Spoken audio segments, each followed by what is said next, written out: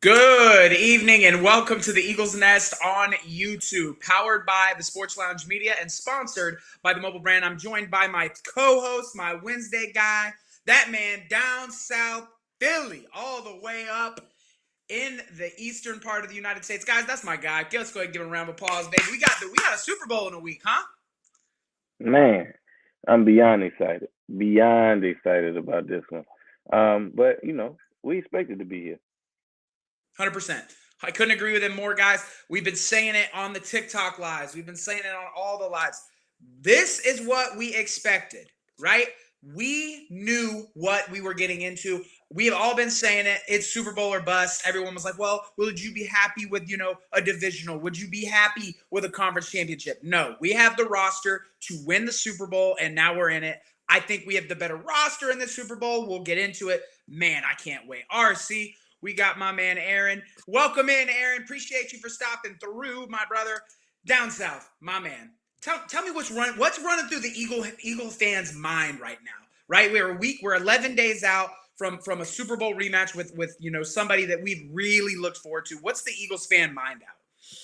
Man, this we can't talk about our current mindset without at least briefly, touching on just the ass whooping that we gave Washington, just because it was one of those things that we had to get off our chest.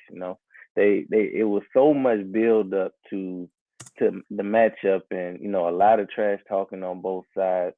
But ultimately, what it came down to was us reminding everybody that we're on two different paths. They had a great season.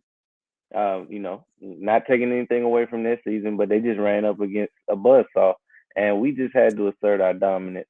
Did I think we were going to put 55 up on them? Absolutely not. Right. But leading up to that, I always thought that we would at least win by 10. But we won by a few tens. Um,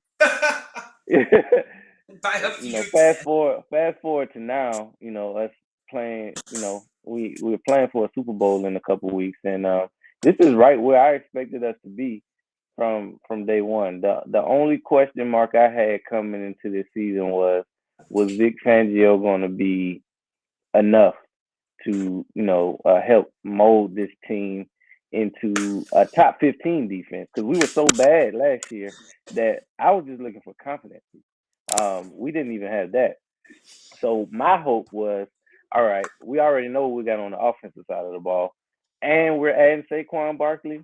I was thinking top 10 offense and at least a top 15 defense should be able to get us no less than the NFC Championship, and if we had a really good team, a Super Bowl.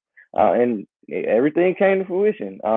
Did I think that our rookies were going to show out the way that they did? Everything panned out, man. So that's my state of mind. Right, my state of mind is just finally seeing a long season of good football come to fruition, and us being exactly where we belong.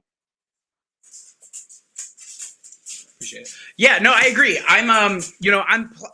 I wish I could say I was surprised. I'm 100% Yeah. in the same boat as you. I thought, we performed exactly how we thought we were going to perform in terms of, where the offense was, where the defense was. The question was, can we improve defensively? Because that's what cost us last in 2022, right? When we were in that Super Bowl run, we were a sack heavy dominant team, but outside of that, the defense didn't really do anything special. You know what I mean? And in that Super Bowl, we didn't do a very good job of getting to Patrick Mahomes, and it cost us. He carved us up, threw for 3 touchdowns and a rushing touchdown, 183 yards. Like, at the end of the day, we lived and died by the sack. This year, those numbers are down a little bit. In the 2022 defense, we finished the season with 70 sacks as a team, which was almost a new NFL record. And this season, we are lower than that. I do believe it's in the 50s, Yeah. but not quite at 70. But now the back end has new youth in that's doing very well. The front defensive line is more dominant against the run. The linebacker core, good God, did the linebacker core evolve, man. Zach Bond and Nakobe Dean have been absolutely pivotal in how well orchestrated this defense is, and I can't, I can't tip my hat enough to Vic Fangio. That to me is the assistant coach of the year. He was absolutely incredible this season, Hands down. and now he's just got to finish the job. Hmm. Man, I have all the confidence in the world, and I think that it's also huge that he doesn't have a desire to be a head coach, so he wasn't able to, he didn't get caught up in, any searches or having to step away for even a day. He's always been committed to, this team and making sure that we're a physical bunch, Right. more so than anything. So I appreciate him. I do think he's probably the biggest addition, and we had a lot this offseason, but he may be one of the most important additions that we've had outside of Saquon this offseason. 100%, because he also brings that leadership to the defense that we were lacking from the linebacker position. You had corners trying to lead the defense, and it just never pans out well. And Jalen Carter has matured into a true, absolute freak. You have Nolan Smith, who's really came along as an edge rusher. We're getting a lot of good production out of Jalen Hunt and Josh Sweat, who will be a free agent, by the way. Milton Williams has been incredible. The other cat that I can't pronounce his name to save my life. Ajomo. Yeah, Ajomo has been incredible. Jordan Davis has had himself a nice playoff. How about a Jordan Davis sack? Yeah, he thought he was getting away from Big Boy. Big Boy said, "Not today." And see, that brings me to another point. I think that Jaden Daniels was much more of a threat to run than Patrick Mahomes is. Jaden Daniels is the superior athlete. So in terms of how are we going to defend the Chiefs, something similar. We're going to keep them in a shell. We're going to force them to throw the football. Can Patrick Mahomes do that? Yes. But I do like our defensive line versus their offensive line. They have seen some improvement. But let's talk about that for a second. How do we feel about the trench battle coming into this one? Man, I love it. It's definitely going to be another big test for us. Traditionally, the Kansas City Chiefs do have one of the better offensive lines because they protected one of the most important, people in the league. But I know they had to move. Did they move Creed Humphrey to the left tackle? I think, or they kicked out one of their interior guys to help on the outside. But whenever you're talking about shuffling a line, that always gives me cause for pause because Jalen Carter is just a beast. Jalen Carter is a beast in the middle, and he commands a double team most of the time, which allows somebody else to win a one-on-one. And I like that matchup for us, just based off of the fact that they've been okay, but you have to be an elite unit in order to block us consistently. And all we need are a few of those slip ups, maybe a protection slip up, or just getting beat, one on one, for us to get to Pat. Now, Pat is sneaky athletic. He, even though he's not known as a mobile quarterback, he's very fast. He burned us in the Super Bowl on one leg a couple times, to put the game away, really. So, like you said, I think we do have to defend him similar to how we defended Jaden Daniels.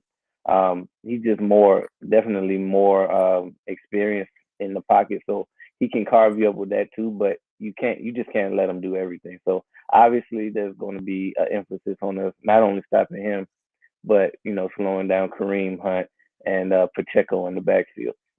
Right, and we come back to the differences between this 2024 defense versus that 2022 defense. We're younger.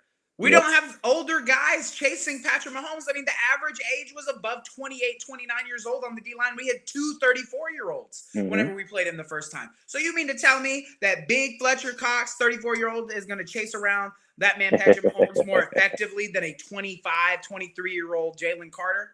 No, now we have some youth in there. It's absolutely incredible. The secondary has youth in it. Yeah, we cover better.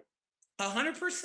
And, I really like what the chat's saying. Turnover battle will win the game. That's another point I want to bring up. We didn't turn the ball over like that. Next week, but we have to force turnovers. That's what we've done well all playoffs, is we have played good defense. We've ran the ball down your throat, whether you liked it or not.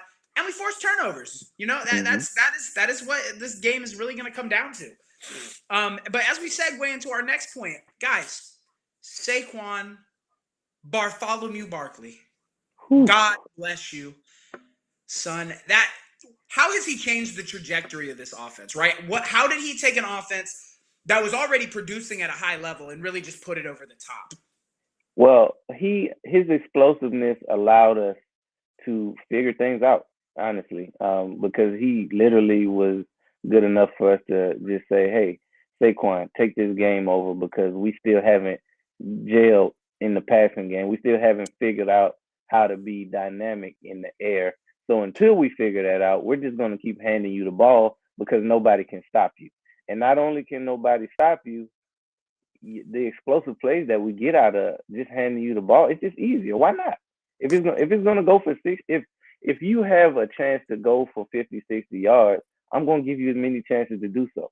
So those two things alone for me, it just allowed us to, especially with Jalen Hurts having yet another offensive coordinator to learn his system. It just allowed us to, still win games, still be dominant, and I would be lying to you if I said that I knew that he would have this type of impact. Right. But I mean, we're here now. He's definitely taking us to the next level, over the top.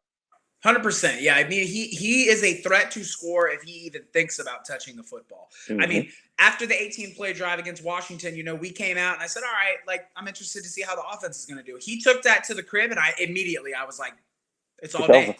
It's all It's day over. if he wants it. Like, the guy is, and now let's be honest, Kansas City's defense is a little more athletic than Washington's.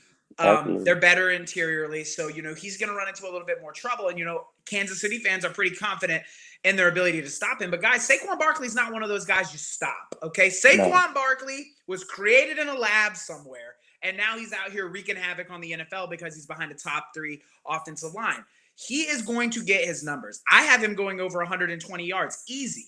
But at the end of the day, do we need that to win? No. Has it helped? Because now, like you said, the pressure's off of Jalen. We look back to the 2022 season. He didn't have a runner like that he could just give the ball to and be like, you know what? Go get that one for me.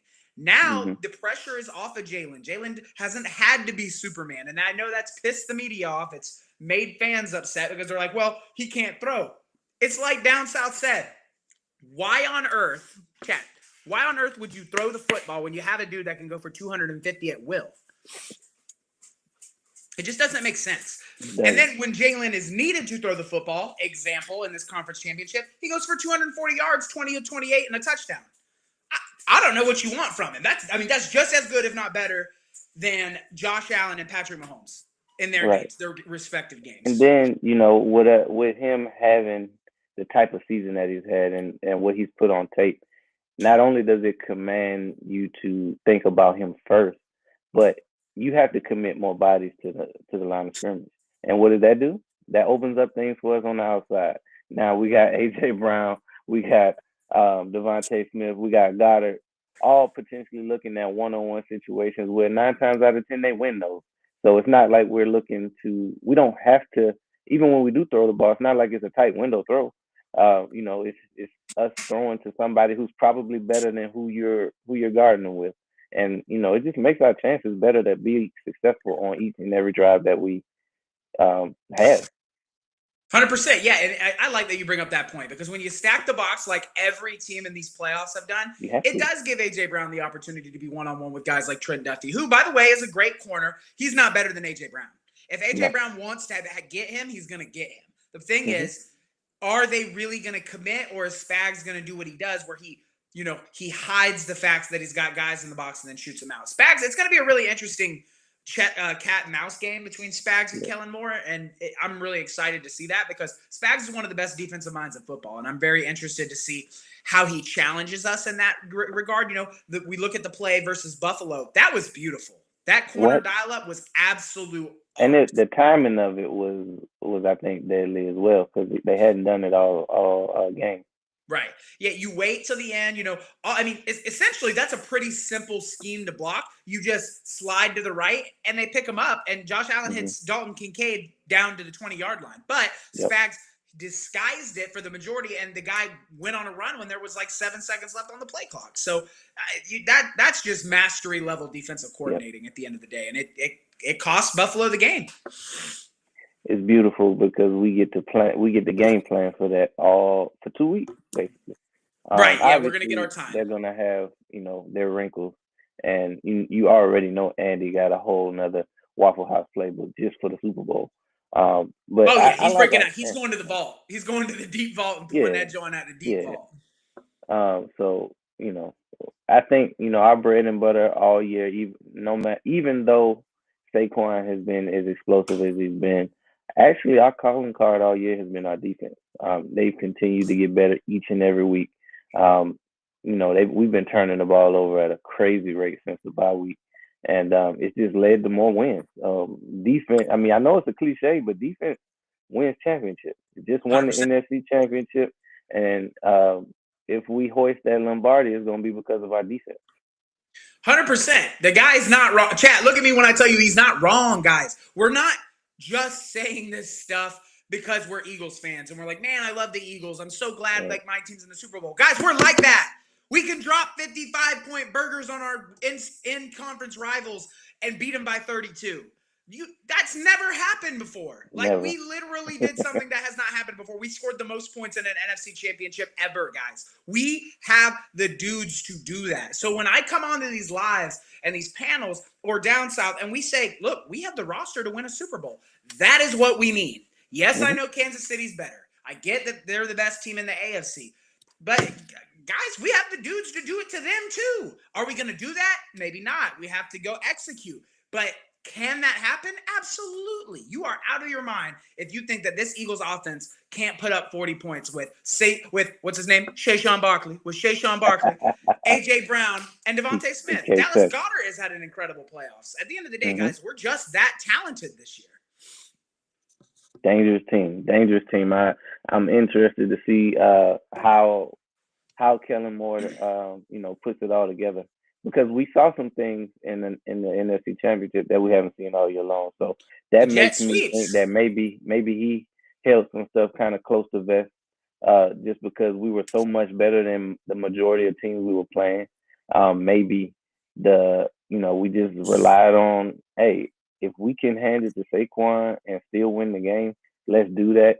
And all the plays that we have on the back burner, unless we absolutely need them, let's just save them. And I think that could have also been a reason why the Lions ended up, losing the way that they did, outside of, the choke job that they had. Ben Johnson been throwing Chick-fil-A's out since week 1, emptying out. He's been emptying out the out the barrel. Bro, yeah, they've been week like 1. the whole clip, bro. Like The I'm whole like, clip. dang, God, Like you're you don't throwing have that. everything. You don't have that many plays. Right. So And yeah, I think have that an it Andy could be a little Reid. bit of that. You don't have an Andy Reid that can create plays on the fly right then in the moment. You know what I mean? Like Right. Ben Johnson is a talented play caller, but he's not Andy Reid. Yeah, and I think the thing about Andy Reid, it's not necessary that he has a whole new batch of plays, is that he does a great job of not only having plays that work, but having plays that look exactly like that work in another way. And then he's got, he's just good at disguising, you think that you're going to get this play, but out of this formation, they can probably run 4 or 5 other different variations out of it. It kills you when you line up to play somebody and they can run power, counter, draw, bootleg, levels, and a flood concept all in one formation. Formation. Yeah, it's like, well, they're like, what do you? And then they're like, okay, well, all you need to do is pick up on cues, blah blah blah. He's going to bring the same motion man every time. You don't know what it's going to be. I mean, it's really tough to prep for, man. But this defense, I have a lot of faith in this defense, man. I think that they're our strong point. This might bless you. This might be one of the best. Bless you. Might be one of the best defense that we had coming into the Super Bowl. Ever, for sure. Obviously, we were made way more dependent on the sacks in 22, but I think overall we're just a better defense. Man to man, we can guard you better from outside to in the slot. I think with the loss of Nakobe Dean, that's probably the only position where I would say is kind of weaker than what we had in 22, because our linebackers were just playing out of sight. And I'm drawing a blank on both of them right now. But Edwards and the guy in Arizona now. But Yeah, I know. Doesn't really It's matter what the name of. Morrow, Nicholas Morrow, Kaiser White. Kaiser and White. Kaiser White. Yeah. Yeah, those they were just playing lights out. But outside of that, I think we're better at every position, including the defensive coordinator. So he's more seasoned. He's seen more, and I trust him more. And we don't have to worry about him taking an interview the day before to distract him any further. So that's where the battle's going to be won or lost. Can we do enough to slow down Patrick Mahomes and Andy on the offensive side of the ball? I'm not worried about our offense. Our offense is going to do what they do. Right. Also, can we note that's absolutely insane that you took a job interview the day before a Super Bowl? Like that still bothers me because, like, bruh, you literally have this that you need to Yeah, accomplish, and then what you think they just not gonna hire you, gang? Like right, they already right. have you in. Like you think they're just not gonna bring you on? Like, dog, you have a Super I Bowl to mean, prep for. I have I have reservations about the hiring process during the playoff period. I, 100%. I'm a firm believer in you shouldn't even be able to talk to anybody who's currently still in it. No. Don't even put it in their hands. And then on the coaching side, you have the right to refuse. Just because Right. they ask for the interview, you can wait. You can wait to the especially in Kellen Moore's case. Obviously he didn't know whether or not we were going to win the NFC championship, but I his price went up. His price Oh, went up 100%. No. every And then, level well, that you make it to, your price goes up. 100%. Who are the Saints going to Hmm. choose now? Because Cliff Right, Kingsbury pulled his name out. Mike McCarthy already said he's not going to coach. The only option is Kellen Moore. right. So at the end of the day, Kellen's probably like, I'm cool. Guess what? When I win that John on Sunday, I'll come into the office on Monday. We'll talk about how we gonna make this thing better. And that's what he could have did the whole time. Just hold fast and let the price go up.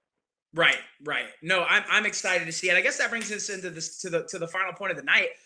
How is this Super Bowl? Why does this Super Bowl mean so much more than the 2022 Super Bowl?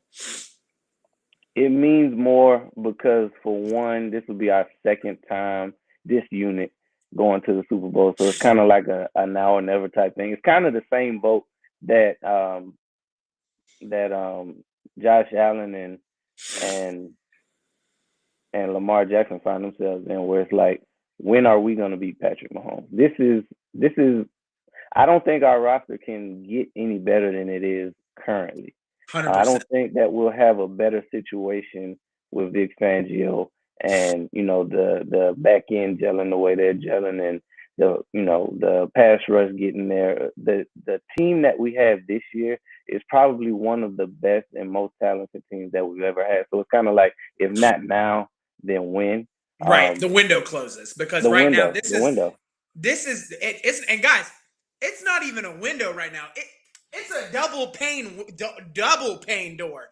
This is as wide as it's gonna get. We are not gonna Right. get this secure as a team for a while because then you got to start Hmm. paying guys. Guys leave to go, get more money elsewhere. So Yep. this is the moment to take Hmm. down the Chiefs and prevent a three-peat. And I agree. I think a lot of Eagles fans felt cheated after the 2022 Super Bowl. And I'm not a guy that blames reffing. I mean, there were other things that went into that game that caused the Eagles to lose it. I mean, they had a 10 plus point. We had a 10-point plus lead A at the 10-point half, lead. and then we let them come back. That's on Hmm. us. That don't have nothing to do Hmm. with the last play. There's no reason we should have allowed the gap to get that close. We We could knew not stop Mahomes. if it got that close what was going to happen. Right. We have to create a gap and keep it there. There's only one way to beat Kansas City, and you have to beat the hell out of them. There's no one-score game that's safe. If it comes down to you being up 2 points or 1 point with any time on the clock, you're probably going to lose that game. So your best bet is to at least have a 10-point lead, or maybe even a 14-point lead or more, just to give yourself a cushion, because for one, they've been there. They've won in any situation that you can think of. So the only one that makes sense is to beat the hell out of them. That's what they don't see coming. 100%. Like, and this isn't us saying, oh, like the refs are going to help him if it's close. What we're saying is Patrick Mahomes is like that. When it gets Right. down to the crunch point, Patrick Mahomes is the guy that makes the play. Like, guys, we can complain about that hold all we want. I agree. I think it was a horrible ass call to do at that point in the game, seeing how it hadn't been called the entire game until that point. Mm-hmm. But at the end of the day, Patrick Mahomes is still that guy. He still makes plays, right? He still gets his team in a position to win. And let's be honest, Travis Kelce has had a down year, but he is not some slouch tight end that's a blocker. The dude is a threat, and that now they have D-Hop. Hollywood Brown's healthy. Xavier Worthy has proved he can be a weapon downfield. They've got the dudes too. Mm-hmm. Are they as talented as we are? No. But are they coached just as well as we are? Absolutely. The Chiefs are going to come in this game on their P's and Q's. Don't expect a 50. If we crack pitch for 50 yards on the first play of the Super Bowl, go ahead and start ringing it up. Because if we do that on the Kansas City Chiefs, it's going to be a long day. If they can't slow down Saquon Barkley, it's over. Yeah, it is over. And don't get me wrong, guys, they're not as good a running team as their fans would maybe want to make you believe. They've allowed every team in these playoffs to go for over 100 yards on them. Now, I know they haven't allowed a singular running back to go over 100, but they've come damn close. Not Dalvin Cook. James Cook was at 86 yards and would have got it had they continued to run the ball, but they got away from that. Yeah, they still went over 100 yards as a team. Mm-hmm. And if you think Saquon Barkley's not going to get 100 yards in the Super Bowl, like, come on, let's take. Even if he doesn't, I think more importantly is how we run the ball. If we're still able to get 4, 5, 6, 8 yards a clip. Even if that doesn't amount to 100 or over 100, are we running the ball effective enough to bring them up? And that's all we really need. We just need you to commit to the box so we can air it out and prove that our quarterback can throw the ball, which is a crazy point to still have to prove in 2025. Right. No, I agree. We have something to prove in this game. I like the way you put that. The Eagles have something to prove. Not only are we the best team in the NFL with the best roster in the NFL, with the best running back in the NFL, with one of the best quarterbacks in the NFL, but guys, we're built for this. We're built for this as a franchise. We need this get back. All we heard the whole playoffs was, they don't want to run into Kansas City. They don't want to see Kansas City. I couldn't have asked for a better Super Bowl matchup. This one's going to be incredible. We kind of got everything we asked for, from getting to play Washington one more time, to hosting an NFC championship, to getting a rematch with Kansas City. So, I mean, it's kind of aligned exactly how we needed it to, because in my opinion, we needed that wild card game. With Hurts 100%. being hurt, he needed to begin to shake off some of that rust. So for us to be able to play in that wild card game and still get a chance to host the NFC championship, that was just, it couldn't have lined up any better. That man chose and called it, didn't he? He literally said it's going to run through Philly. I could have swore it was going to be in Detroit, but he called it. And I'm happy he did. I'm happy we got – that's the first time in Eagles history we've gotten all the playoff games in the link. So absolutely incredible experience there. The only thing I think that would have made it better was if we could have got Tampa in that first round. I would have loved to get back on them too. Only because – I'm saying no only because Hurts wasn't 100% healthy. If we went into it without him being nicked, yes.